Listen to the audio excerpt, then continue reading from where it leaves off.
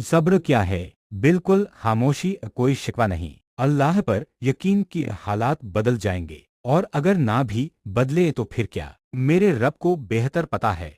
यकीनन इसमें बहुत भलाइयां होंगी। पर सब्र कब आता है? अल्लाह से कुर्बत बढ़ने पर, यकीन होने पर। जिसको यकीन आ जाए अल्लाह पर, उसकी हिकमतों पर, उसके फैसलों पर, वो कभी नहीं टूटता, कभी नहीं गिरता और कभी नहीं झुकता। बहुत से लोग अल्लाह को एक मानते हैं लेकिन अल्लाह पर यकीन नहीं रखते। वो अल्लाह के फैसलों को कबूल नहीं करते और मायूस हो जाते हैं, टूट जाते हैं। अल्लाह पर यकीन करके उसके फैसलों को कबूल करना सीखिए और जिंदगी को खूबसूरत बनाइए।